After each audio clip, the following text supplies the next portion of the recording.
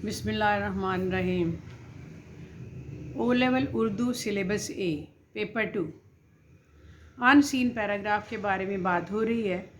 2 paragraph पहले पेश किए जा चुके हैं और बताया गया है कि आपने 300 to 350 वर्ड्स तक इसमें लिखने हैं अल्फाज और 50 इसमें ज़्यादा कर सकते हैं। शेरी इक़्तिबास भी हो सकता है और नज़म का भी, शेरी भी हो सकता है और इक़्तिबास नसर का भी हो सकता है। इक़्तिबास को पहले गौर से पढ़िए और एक अलग सफ़े पर उसमें अहम नुकात तहरीर कीजिए, फिर दिए गए सवाल के मुताबिक उनकी वजाहत करें। तहरीर करते वक्त हवाले के इशार या नसरी हिस्से मुंतखब करें बल्कि शुरा और अदीबों के तहरीरी हवाले भी पेश करने की कोशिश करें। पैराग्राफ के फ़नी और फ़िक्री पहलुओं का भी नाक़दाना जायज़ा पेश करें। जितनी आपकी उर्दू की समझदारी है उसके मुताबिक आपको इक़्तिबास कैसा लगा, आसान है, मुश्किल है, क्या आपको हवाले समझ आए या कोई मुश्किल हुई, यही नाक़दाना जायज़ा होता है। और अपने जवाब की बुनियाद हमेशा सवाल को बनाएं।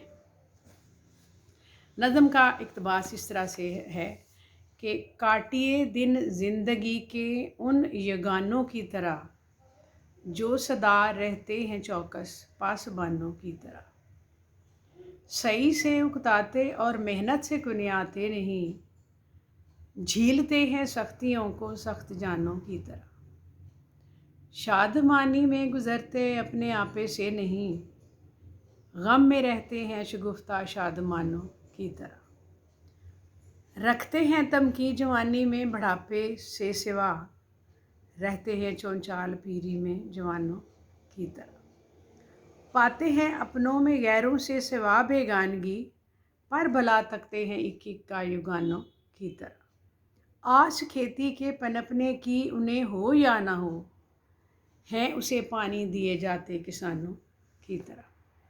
ये 6 शेर 7 शेर इससे पेश किए हैं आपके लिए और इसमें आपने इसको सुन के तो सवाल देखिए क्या है। सवाल ऐसे है कि कामयाब लोगों के किरदार की खूबियों और आदात का बड़ा मुअस्सर बयान है इस नज़म में, इन इशार में। इन इशार के ज़रिए शायर ने अपने पढ़ने वालों को क्या पैगाम दिया है और क्या वो इस कोशिश में कामयाब हुए हैं, ये उसका नाक़दाना जायज़ा होगा। क्योंकि जो ये कहते हैं ना कि कामयाब लोगों के किरदार की खूबियों और आदात के बारे में बयान करें, तो इसमें हर शेर में इसका बारे में बताया गया है। कहते हैं कि वो ज़िंदगी इस तरह गुजारते हैं वो लोग जैसे कि कोई एक निगहबान गुजारता है, इस तरह वो होशियार होते।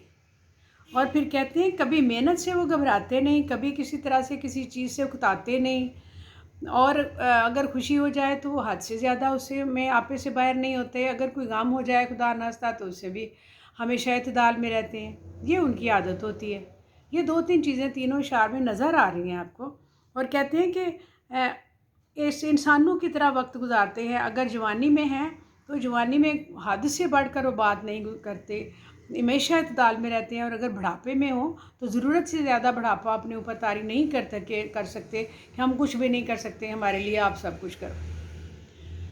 ये उनकी आदत होती है। ये सारी बातें इसमें वो ये उनकी आदतें हैं जो वो पूछ रहे हैं। फिर कहते हैं कि अगर खेती के पनपने की, अगर खेती में बीज डाल दिया है तो पता नहीं है कि उनको उसमें से कामयाबी मिलेगी या नहीं मिलेगी, लेकिन उसको पानी दिए चले जाते हैं, यानी वो बेलौस खिदमत करते हैं दूसरों की। ये इसमें उन्होंने बताया है। अब आपने इसको गौर से, जाहिर है वहाँ पेपर में अब तो आपको कोई बताने वाला मानी नहीं होगा, आपने खुद ही इसको देखना है और इसके अल्फाज को गौर से देखते हुए अख़ज़ करना है कि शायर क्या कहना चाह रहा है। तो फिर सवाल को देखते हुए इसका जवाब देना है। सवाल के मुताबिक आप जवाब दें और सवाल के मुताबिक ही आपका जवाब जो है काबिल कबूल होगा। इधर उधर की मारने का कोई फ़ायदा नहीं। और इसी के 350 वर्ड्स और 50 ज़्यादा हो जाएं तो ये आप लोगों के हक़ में बेहतर होगा। और इसको आप लिंक करें, शेयर करें और सब्सक्राइब करें। शुक्रिया। अस्सलाम वालेकुम।